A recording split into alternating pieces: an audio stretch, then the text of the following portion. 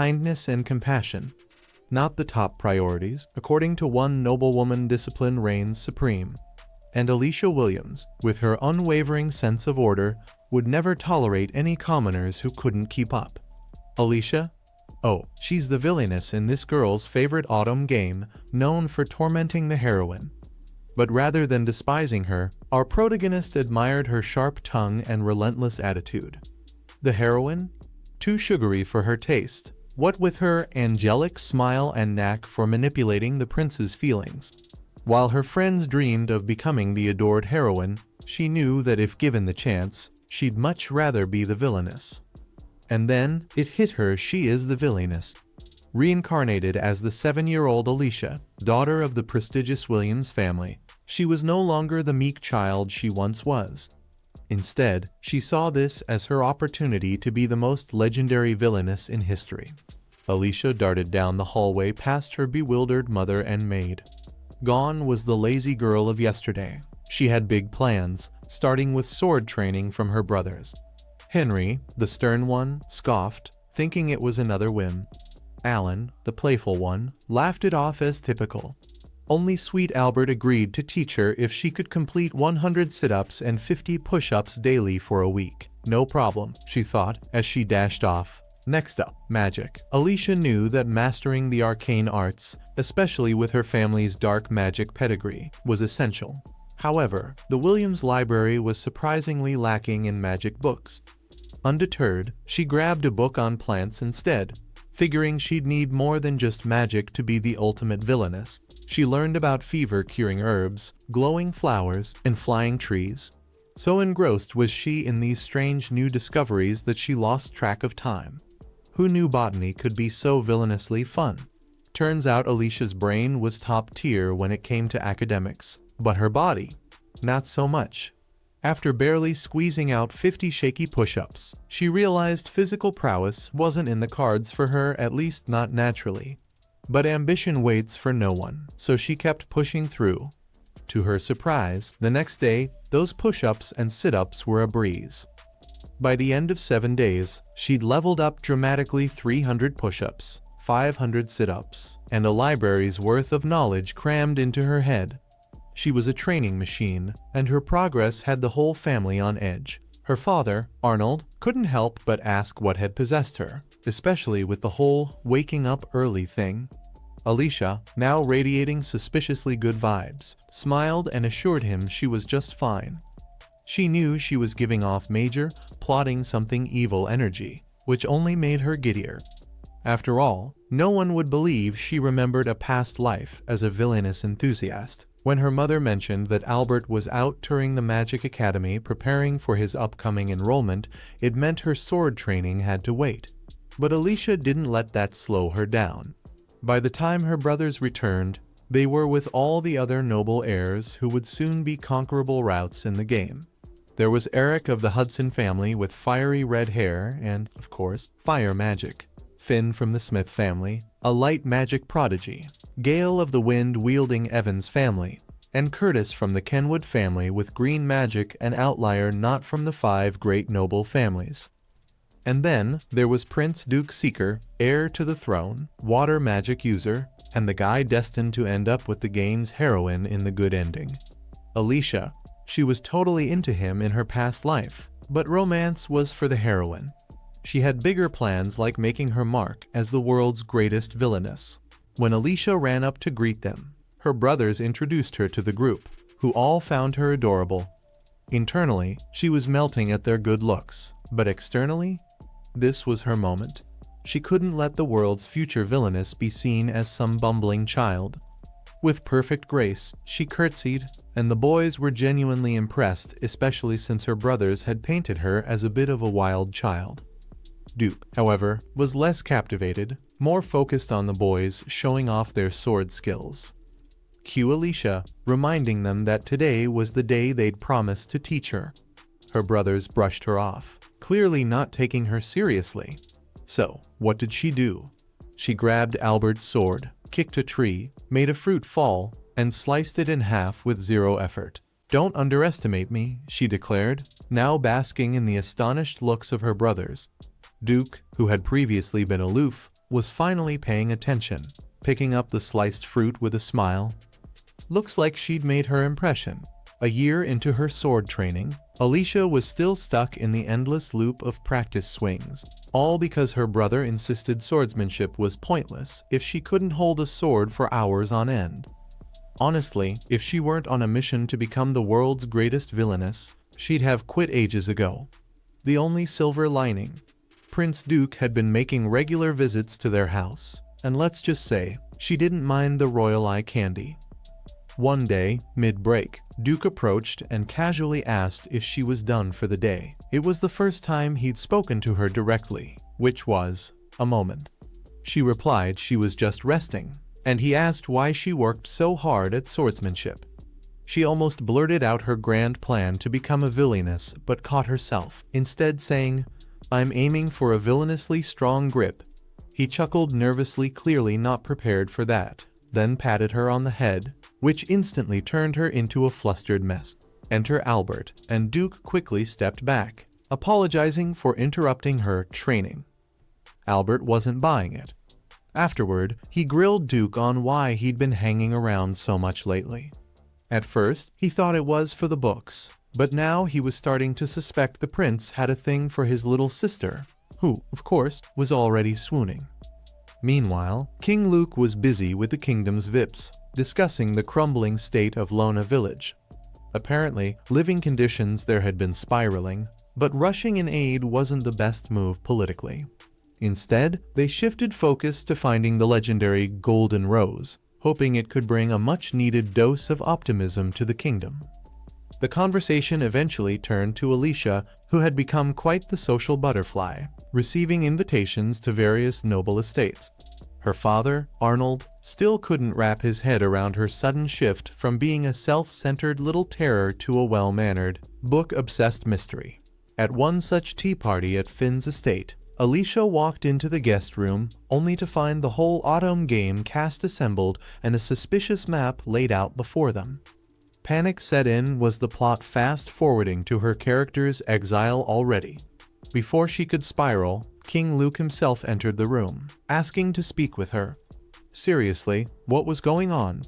The king threw her a curveball, asking what she thought about the kingdom of Durkee's current state. At first, Alicia was confused. Why on earth would the king be asking an 8-year-old about politics? Then it clicked, this was a villainous test. She channeled her inner mastermind, pointing out that while the kingdom was economically strong, the wealth gap between nobles and commoners was ridiculous. People in Lona, she noted, could barely afford bread. Tensions were high, and a rebellion seemed inevitable. The king, clearly intrigued, pushed further, asking how she'd fix it. Alicia didn't miss a beat, suggesting they fund Calvara's independence, gaining a strong trading partner without declaring war. A move that was cunning and, of course, something the pure-hearted heroine would never do. Alicia was feeling more villainous-like by the second. After some royal praise, the king made his exit, leaving Alicia to breathe a sigh of relief.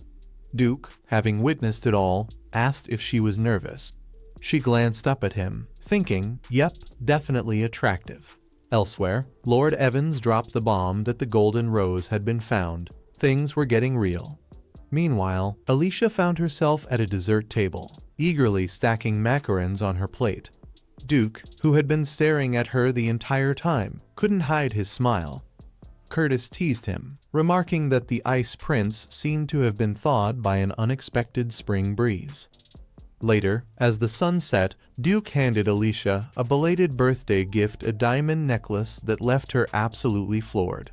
Diamonds were worth a fortune here, way more than in her old world. She couldn't wrap her head around why he'd gift her something so extravagant. Back at the castle, the nobles gathered to watch the Golden Rose bloom, confirming the birth of the saint, a girl destined to guide the kingdom alongside Duke. But with every great transformation came turmoil, and they all braced for the rocky road ahead. As for Alicia, she was in her room, casually doing squats while wearing her brand new diamond necklace.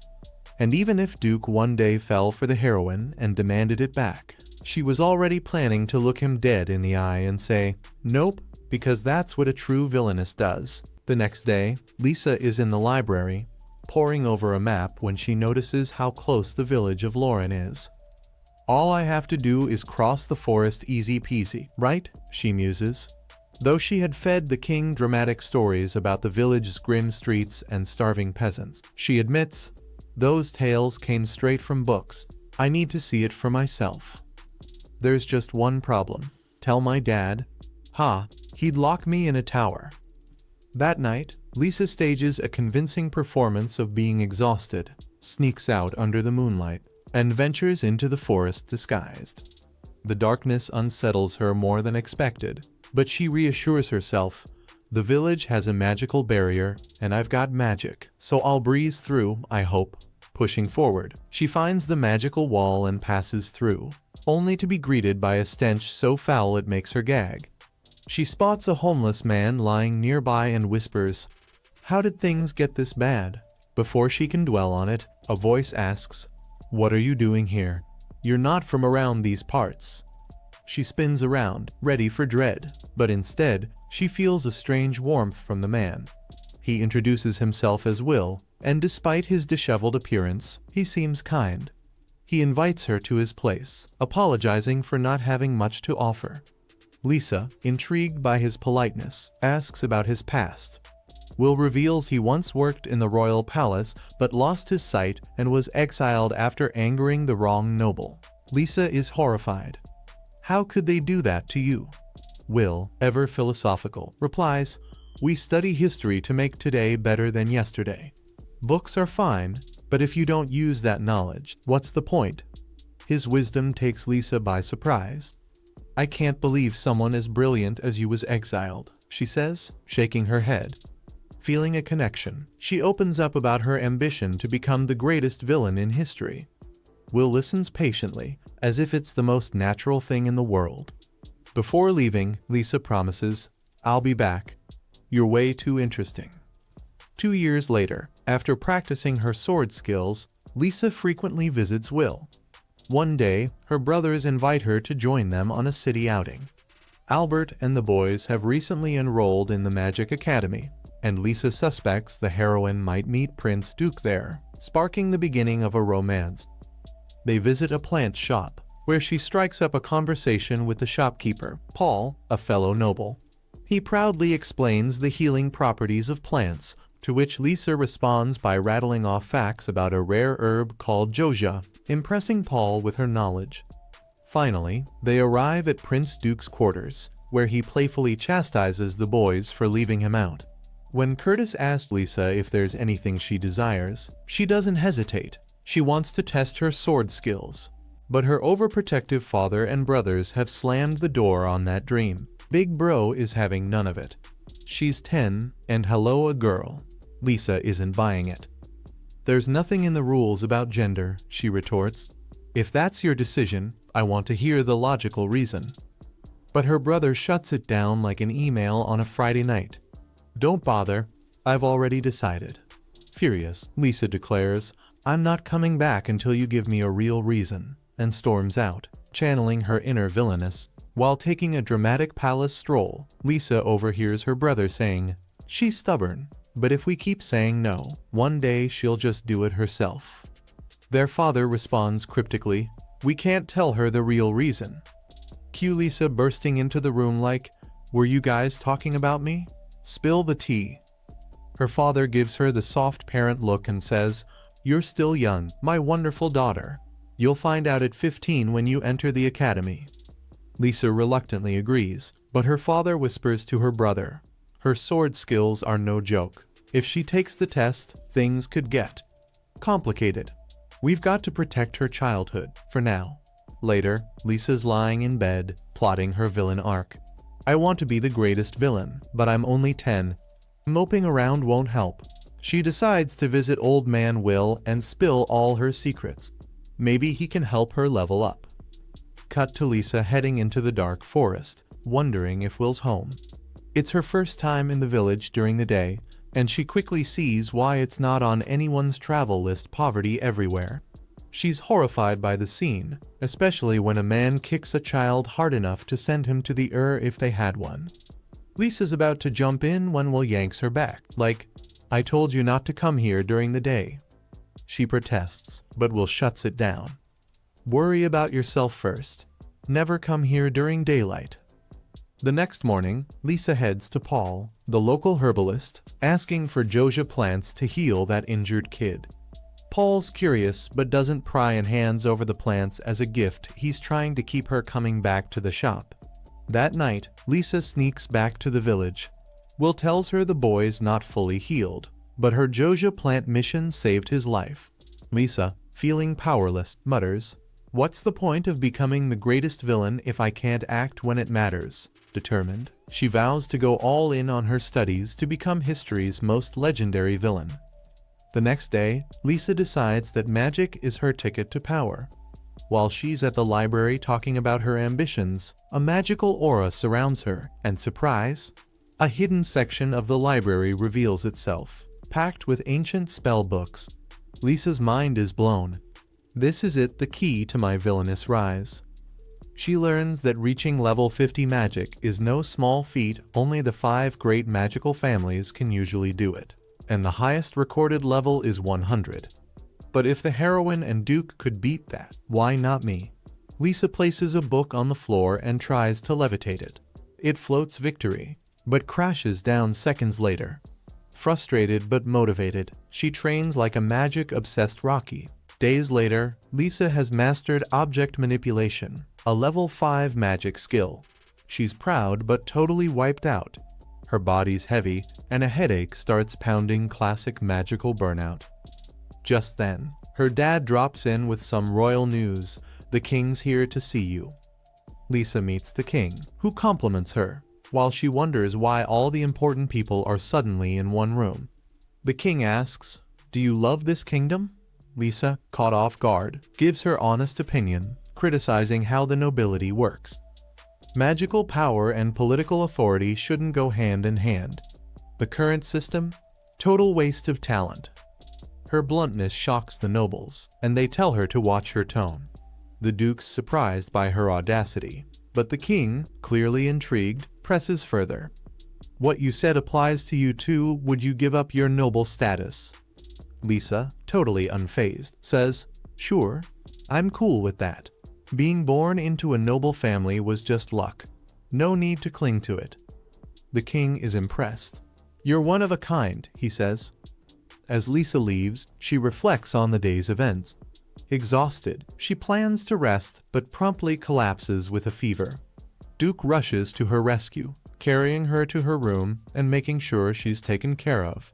After some time, Alicia found herself back to full health, credits God, and a little medicine for her recovery. As she wakes up, she can't help but wonder, what's Prince Duke's deal? Does he see me as a sister, or is he just a charming rogue? Determined to lean into her new villain arc, Alicia steps outside with a mission: sneak into the Magic Academy. That big building? Yeah, that's gotta be the one. I know it's early to meet the heroine. Of course, there's a slight hitch. I don't even know what the heroine looks like. After wandering through what feels like a maze of a garden, she thinks, "This place is enormous. I'm not even at the school yet." Sneaking around, she spots some workers but quickly nixes the idea of asking for help. If they realize I'm a kid and a trespasser, I'm toast. Just then, a girl sneaks up behind her and asks, "Lost, little one?" Enter Blee Cather, a student. Alicia, confused by the name, thinks, "Cather? Never heard of that family." Blee reveals she's from a humble bakery-owning family, leaving Alicia bewildered. Wait, isn't she the heroine? How can she be a commoner? Blee, equally intrigued by Alicia's looks, introduces herself, and the two share a laugh. Blee smiles, saying she hopes they'll be friends. Alicia, floored by her angelic grin, mentally notes, everyone's bound to love her. The duo makes it to the school, where some girls approach Blee. Before Blee can explain her lost child discovery, Alicia vanishes, spying on them from a distance. Just then, Prince Duke arrives, and Blee fills him in about the mystery girl. Alicia watches, noting their closeness. They seem tight. Noted.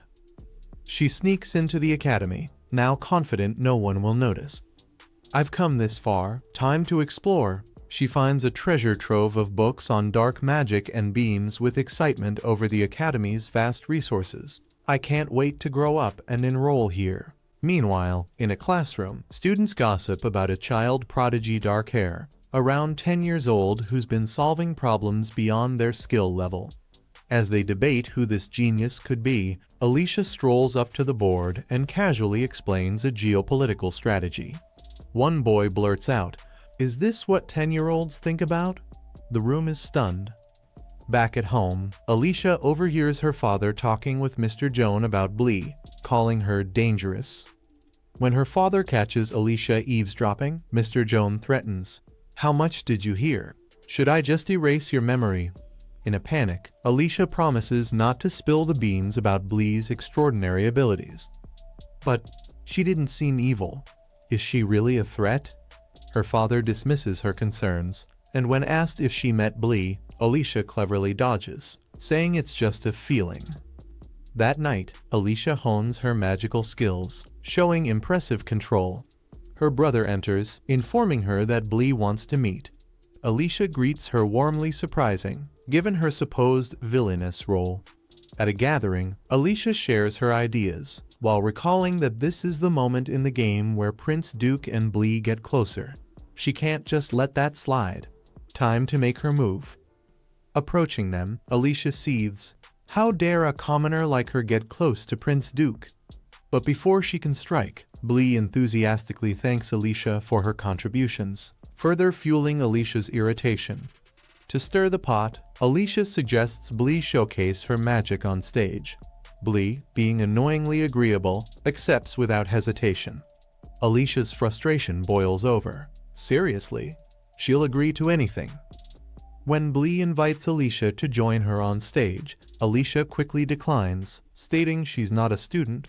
Blee, ever the sweet one, reassures her, but Duke steps in, telling Blee not to pressure Alicia. Feeling a little guilty, Blee wonders what she did to offend Alicia.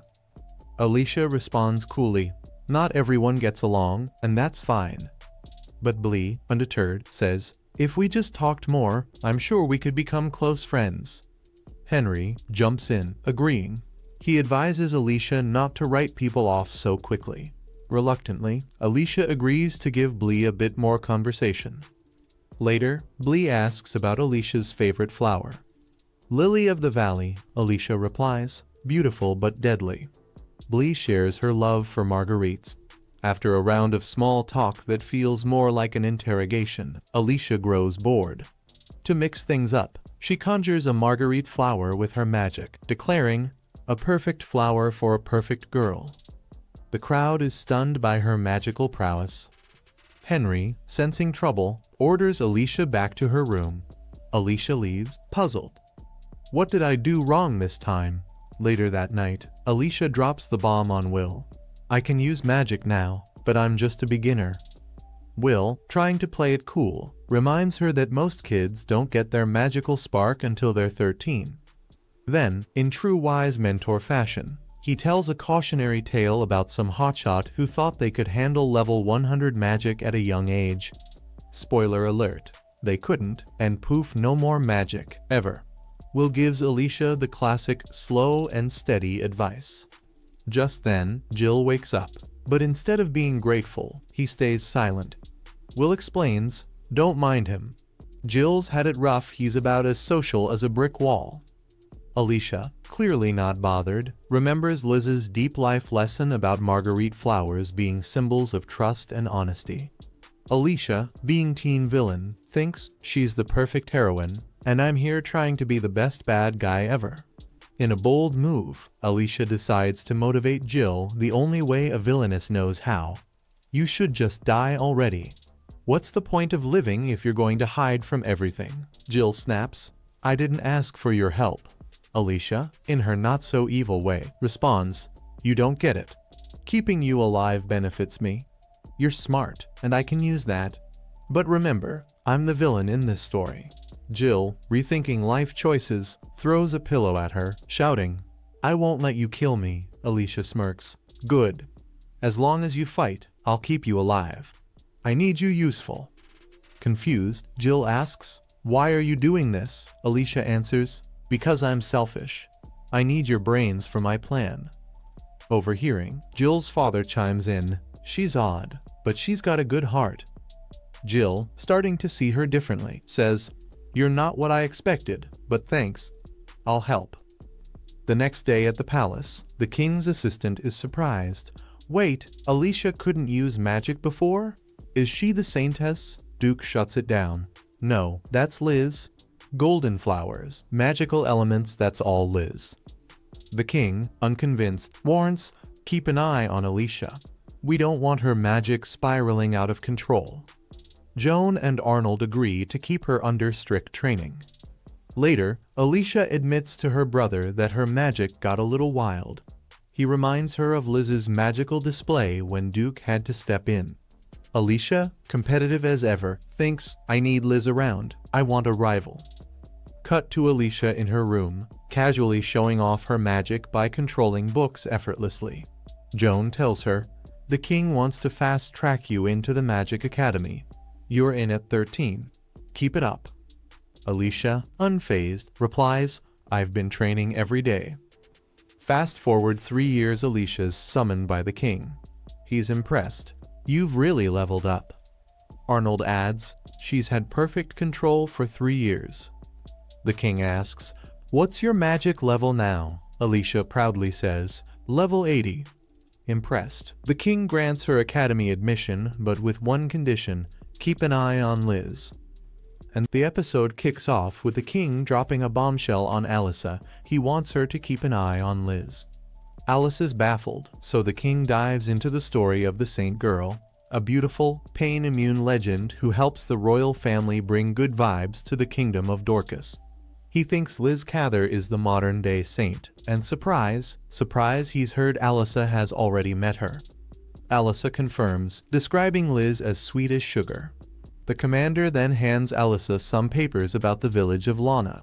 She reads them and practically shouts, "What is this nonsense?" The commander explains that if Liz is to work with the government as the saint, she needs to have a good head on her shoulders. His genius plan: get Alyssa to mentor Liz into becoming a respectable saint. Alyssa, momentarily stunned, wonders, will this make me the best person ever instead of being, evil? But evil is my jam. Cue the dissenting minister, who objects to Alyssa's new role, saying it's far too dangerous given the academy's current chaos. The commander fires back, pointing out that Liz's popularity has skyrocketed, turning admiration into full-blown adoration. Still, the minister warns there are critics lurking in the shadows who might stir up trouble. The commander offers Alyssa an out, telling her she doesn't have to play the villain if she doesn't want to. But the word villain triggers something in Alyssa, and she eagerly accepts, declaring she's aiming to be the greatest villain of all time. Later that night, Alyssa spills the tea to her friend Will. When he asks what's in it for her, she casually says, "Oh, nothing, really. I just made the king agree to my terms totally for free. And oh yeah, Gil is coming with me." The scene shifts to the commander, who is debriefing ministers on Alyssa's demands, including her insistence on bringing Gil from the village to the academy. Everyone's shocked to hear Alyssa has been secretly visiting Lana for years and is tight with Gil, whose father was killed and who narrowly escaped a similar fate. Alyssa vouches for him, calling him a diamond in the rough who just needs a shot at a proper education. Cut to Alyssa telling Gil that he'll be joining her at the royal palace as her servant. Gil, understandably floored, reminds her that only nobility can serve the crown. Alyssa, ever the smooth talker, tells him not to sweat the details, he's coming with her. Will chimes in, pointing out no one's ever left the village before, to which Alyssa smugly replies, "This is just the beginning. Soon, the whole village will be the talk of the town." She then asks Grandpa Will if he wants to tag along, but he refuses, calling himself a washed-up criminal whose fate was sealed when he landed in the village. As Alyssa's about to leave, a wounded girl grabs her, pleading for help. Without skipping a beat, Alyssa scoops her up and rushes to a safe spot, but not before catching the eyes of a crowd. Alyssa purifies some water, because of course she can, and gets to work healing the girl's brutal burns. Gil and Grandpa will arrive, and Alyssa, being extra as always, throws up a barrier to block prying eyes. Despite the girl's severe injuries, especially her dead leg, Alyssa pulls off a near miraculous healing. Unfortunately, the leg is too far gone, so she whips out her sword and amputates it. The girl wakes up, understandably confused, and asks, where's my leg? Alyssa calmly explains that the leg had to go, or it would have taken her life with it. Introducing herself as Rebecca, the girl now finds herself Alyssa's new personal tomb. With a barrier down, Alyssa fills the villagers in on her heroic deeds. Then, with a cryptic wink, she asks Rebecca to rally the village, saying she plans to use the saint as an excuse for her next move. Gil, utterly lost, asks what she means by that. Alyssa spills the beans, saying she'll mentor Liz and Lana, but assures Gil that she'll be pulling the strings from behind the scenes. Grandpa Will, now thoroughly intrigued, decides to stay in the village just to see what kind of chaos Alyssa stirs up next. The next morning, Grandpa Will bids farewell to Alyssa and Gil as they leave the village. Gil is wowed by the city's beauty, feeling happy to be back. Meanwhile, Alyssa has a little heart-to-heart with her dad. He asks, "Aren't you regretting your decision?" Alyssa, queen of no regrets, replies, "Not even a little. But hey, you promised I could take the duel test, what gives?" In full dad mode, tells her she's such a swordsmanship prodigy that the test isn't even necessary. Fast forward to Alyssa arriving at the academy, where she gets all the attention. Meanwhile, Gil overhears some girls chatting with Liz, asking if she's Albert's sister and gushing over her beautiful hair. One of them gets a little too handsy, touching Alyssa's hair. Cue Alyssa, who smacks the girl's hand away. Right on cue, Liz shows up with her squad of 4 young men. The hair-grabbing girl whines to Liz about Alyssa calling them obnoxious, but Alyssa, ever direct, says, "Well, you are." Liz tries to step in, all peace and love, asking Alyssa to apologize. Alyssa, channeling her inner villain, refuses and walks off, proud of her evil potential. Just when Alyssa's feeling good about her bad self, Duke with teleportation magic whisks her away. The guy's obviously fond of her, even sniffing the necklace he gave her as a kid. Alyssa thinks he might break it. How embarrassing would that be? But instead, he whispers sweet nothings and pats her on the head. "You're no villain," he tells her, "and you never will be." Alyssa, creeped out by his womanizer vibe, pushes him away and bolts. The next morning, they both stumble upon Liz, surrounded by admirers, sipping tea like royalty. Alyssa, plotting something wicked, picks up a paper Liz wrote. After reading it, she tosses it aside, calling it boring, shallow, and totally unrealistic. The crowd, now riled up, wonders how Alyssa dares to insult Liz, but Liz stays calm and asks, "Why do you find it unrealistic?" Alyssa, never one to hold back, explains that Liz's dream of tearing down the village walls and eliminating inequality is a fairy tale. She points out that breaking the wall won't magically erase centuries of division. Liz argues that tolerance will bring peace, but Alyssa fires back with idealistic nonsense. Reality's more complicated, and your article doesn't get that. Tensions rise, but Alyssa keeps schooling them, saying, "Look, I'm not here to flatter anyone. It's just surprising no one's pointed out these flaws before." One person blows up, shouting, "Don't insult our bond," Alyssa retorts. "If indulging her is your idea of love, you're all useless." Liz finally steps in, defending her friends and saying, "You can reject my ideas, but don't insult them."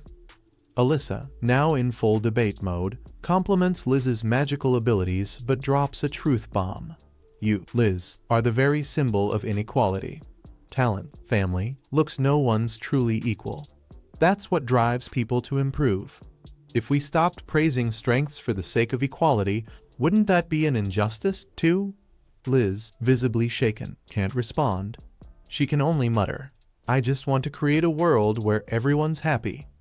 Alyssa, unimpressed, sighs and says, "Well, that was disappointing. I was hoping for a real debate." She struts out, leaving Liz's friends to console her. Alyssa, now reveling in her villain role, basks in the glory of having crushed Liz's spirit. She vows to stop Liz in her tracks, proving she's the true queen of villainy. In the school hallways, Alicia walked with her head held high, students throwing her looks of scorn and whispers of the nasty girl who dared bully St. Liz. Alicia reveled in the hatred. The disruption she brought to the once peaceful school filled her with pride.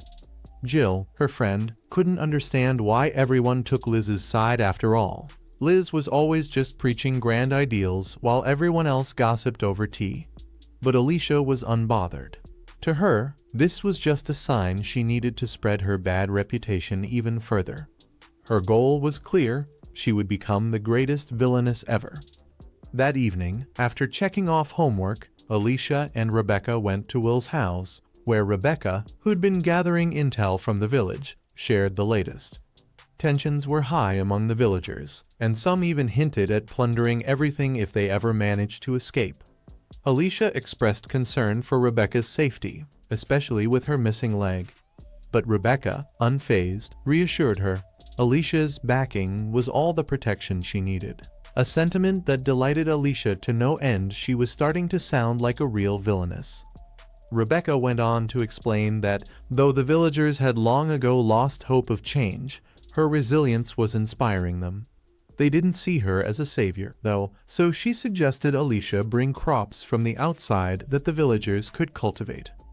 At home later, as Alicia was working on a proposal for Lona Village, her older brother Henry seemed oddly clingy. She noticed he hadn't been spending time with his twin, Alan, and he admitted he was distancing himself. The two had been inseparable until recently, but ever since joining the academy, it was all Liz this, Liz that from Alan, and Henry felt he no longer understood his twin. Liz had tried to comfort Henry, but he wasn't falling for her charm. Instead, he came to Alicia, not to praise Liz, but to share his doubts and ask why she kept clashing with the saint. Alicia brushed off any grand schemes, though Henry looked unconvinced. As he left, he handed her an invitation to the king's next tea party where, unsurprisingly, Liz would be present.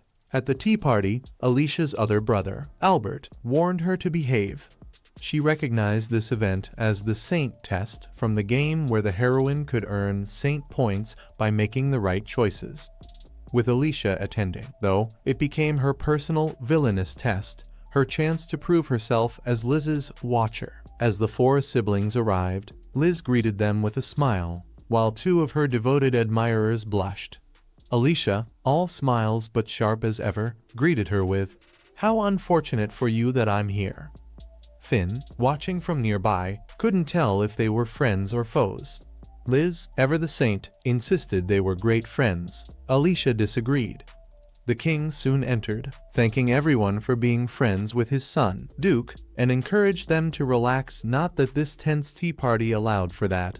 Liz, seated near the king, looked every bit the heroine, and Alicia grudgingly noted she had the nerves for it. For Alicia, this was a real-life saint test. If she was to succeed, she'd need to play her part to perfection. When the king commended her for her sharp insight, recounting how she'd predicted Durin's economic troubles 3 years prior, Liz seemed shocked. She'd assumed Durin's economy was stable. Alicia coolly explained that Durin's production didn't match its consumption, and previous measures were little more than temporary fixes. Knowing this was a test of her watcher role, she kept her composure. Liz proposed an alliance with Durin, but Alicia questioned the logic of aiding a bankrupt country. Liz countered that sincerity was key to helping people, to which her fanboys heartily nodded. Alicia, ever practical, reminded her that good intentions don't solve national crises. Gale challenged her, demanding to know her solution, and Alicia proposed making Durin a vassal state, a plan Liz called cruel, of course. Alicia argued that Laval, a neighboring kingdom with whom they had a complicated alliance, could easily seize control of Durin if they didn't step in. Even Derek, a noble, agreed, citing rumors of border tensions. Liz, distraught, wanted to help Durin's people, but Alicia emphasized the importance of protecting their own kingdom first. Durin needed economic self-recovery, not handouts. Alicia even suggested exporting local goods, sparking Liz's idea about Durin's potato crops. In the end, Liz reached the right answer, but Alicia's subtle nod from the king confirmed her success. As the tea party ended, she knew she'd passed her real test not as a saint, but as the ultimate villainess. The four simp boys, entirely oblivious, cheered Liz on with over-the-top praises, gushing about her brilliant ideas as if she'd single-handedly saved the world. With her test safely behind her, Alicia noticed even Duke seemed a little proud of her. But wandering the halls alone afterward, she found the whole party exhausting and couldn't wait to get home. Once the king left, the gathering transformed into the All About Liz show. As she drifted through, her eyes caught the royal family portraits, particularly one with an empty spot. Then she noticed a painting of a young boy who looked like Prince Duke, standing beside a familiar man. Duke appeared and explained it was his father and grandfather from years ago, noting he took after his dad but inherited his mom's skin tone. Alicia, recalling that King Luke had an older brother, was tempted to pry but decided against it. When Duke offered to walk her out, Alicia struck her villainous pose, teasing, "Sure you wouldn't rather stay with Liz?" She half expected him to lecture her, but he simply pointed out she looked hopelessly lost, so he was showing her the exit. Mortifyingly, he was right, and she trailed behind, noticing he only ever smiled at the game's heroine. But when he offered her his hand, his smile didn't seem fake. Meanwhile, Jill was spying on Alicia's morning training when Henry struck up a conversation with him, quickly coaxing Jill into spilling that he was from Lona. Observing Jill's nervousness around everyone but Alicia, Henry advised the boy to mask his emotions or risk becoming her weakness. Alicia arrived, quashing any rumors of her hatred for Liz with a smirk, claiming her true dream was to be a villainess and that opposing someone as perfect and adored as Liz was just exhilarating. Henry burst out laughing at the absurdity but accepted it. On their carriage ride, Henry still chuckled at the thought. He viewed Liz as a protagonist in some grand tale, her every word ringing with unearned depth, even the most obvious of statements. Nice girls weren't usually his type, yet he was clearly smitten. Jill, feeling something was off, asked if there was a spell at work. Alicia mulled it over, feeling Liz's unnatural sway on people was eerie. Though Henry ruled out mental manipulation magic, noting it only worked short-term, Alicia wondered if some ancient grimoire might hold the answer.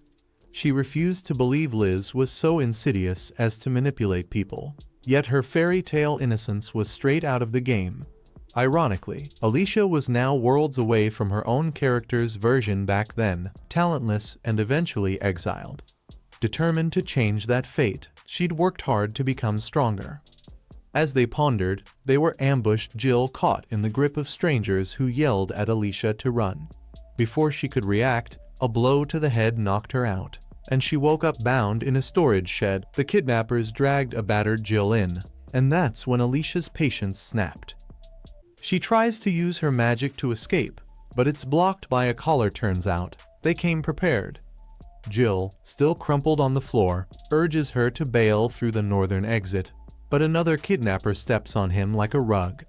The guy casually wonders if they should just off Jill since he won't fetch any ransom. Alyssa, not having any of it, kicks the guy in the face. Jill, ever the optimist, insists she should run. The kidnappers swarm, but Alyssa is quick on her feet, knocking one down and freeing her hands. She grabs her weapon and instead of slicing throats, she taps the guy with the back of it. She's got principles, after all. Jill can't help but admire her calm demeanor in the chaos. Another thug pulls out a sword, but Alyssa, ever resourceful, snaps it in half. As he tries to flee, Alyssa chases him down like a lioness on a hunt. Just as she's about to finish him off, Liz swoops in, scolding her for being too violent. Jill shouts from the window that the real enemy is the one running. The distraction allows the man to draw a second weapon, but before he can even swing it, the prince bursts in like a knight in shining armor, saving the day, albeit with a side of drama, since he's injured himself protecting Alyssa. The Duke, barely fazed by his arm injury, brushes it off like it's nothing, while others rush to check on Alyssa. Albert, the ever-dramatic one, is in full protective mode, making sure Alyssa is okay. Liz accuses her of trying to kill a defenseless man, but Jill jumps to her defense, clarifying she was just defending herself. Albert, ever the knightly figure, tells Alyssa she should have tried a little diplomacy, but Alyssa fires back with a question. Wouldn't you fight back if someone tried to kill your family? Albert stumbles over his own chivalry, while Liz goes on about how violence leads to more hatred. Alyssa dismisses her, saying she had no choice but to defend herself. The prince, now visibly annoyed, throws a tantrum and uses ice magic on Liz, declaring that if Alyssa hadn't fought back, the boy would be dead. He chastises Liz for being clueless. Their friend steps in like the grown-up in the room, reminding them that Alyssa's safety is the priority and starts treating her wounds. Alyssa, noticing she's missing a tooth, realizes the seriousness of the situation. Liz offers to heal her, but the Duke cuts her off, saying they don't need her help. He insists on taking Alyssa to his place, where she's so embarrassed, she practically turns into a tomato. She asks him not to treat her like a child, but the Duke, in full overprotective mode, insists he's not leaving her side. Alyssa starts to suspect there may be something more to his concern. Maybe it's not just knightly duty, but something a little more romantic. But no, she tells herself, the prince is the one who's supposed to end up with the heroine, and her heart can't handle the confusion. The next morning, Alyssa wakes up, and surprise, she's in bed with the Duke. She freaks out, wondering how she ended up there, but before she can process, the Duke casually mentions finding her necklace and asks her to come closer so he can put it on her. Just then, Jill and Henry waltz in, acting like it's just another day in the neighborhood. Jill, relieved that Alyssa's finally awake, reassures her he's fine now, thanks to Henry's doctoring skills. Then, in a quirky move, Jill shows Alyssa the tooth she lost, asking if he can keep it as a memento of the day's drama. Apparently, teeth can hold memories, and Jill doesn't want to forget. Alyssa, feeling a little guilty, lets him keep it, though she's still embarrassed. Henry chimes in, encouraging Jill that he'll grow into a strong, capable man. Alyssa, curious, asks who was behind the attack. Henry reveals it was Neil, an academy student and Liz's loyal follower. He had attended the Rose Garden tea party and glared at her like she was the last piece of cake. Alyssa, shocked, realizes she's been played and vows to make sure Neil doesn't get away with what he did. Alyssa said firmly, and Henry, ever the realist, replied, "Last time I saw you, you were pretty much on death's door in the Duke's arms." So, the royal family already gave the Johnsons a slap on the wrist. They even banned taking the magic collar out of storage. But hey, they still managed to bring in outsiders and nearly get a student killed. Alyssa, meanwhile, was thinking, I'm out of moves here. Then the Duke dropped the bomb. I suspect my father's behind this. Jill asked, Wait, are you saying the king ordered this? Alyssa shook her head. Not exactly. I think he saw it as an opportunity to train the saint. The Duke nodded sagely. I tracked down the mastermind, and he spilled. Apparently, a watcher sent by my father told Liz where Alyssa was. It was all about pushing her to grow stronger as the saint. Jill blinked. Is the saint really that important? Alyssa just dropped the mic. Yep. According to legend, the saint saves the kingdom. I'm just here to be the perfect test for her. The Duke sighed. Seems my father's obsessed with the legendary saint. Jill raised an eyebrow. But you're supposed to marry Liz, right? Isn't that how the story goes? Alyssa thought. That's how it's supposed to go. But it's not my fate. I'll be fine with that. The Duke, however, said, Not for me. I make my own destiny. Happiness is something you carve out for yourself. Jill, feeling a little guilty for being blunt, apologized. Sorry, I didn't get why you and Alyssa are so close, especially with Liz around. The Duke was casual. Titles mean nothing to us. We protect Alyssa because we understand. Alyssa, meanwhile, was focused on growing stronger. Level 80 at your age? That's impressive, Jill said. Instead of being the villainess, why not just be the prince's partner? Alyssa responded, I won't just be remembered as someone's wife. I need my own legacy. I have to challenge the saint. It's the only way. Jill sighed dramatically. Poor prince. Just then, one of the maids called her over to her father's office, where he dropped his decision like a bombshell. She'd have to stop playing bodyguard for Liz and leave school until she was older. No way was he going to let his precious daughter run headlong into danger.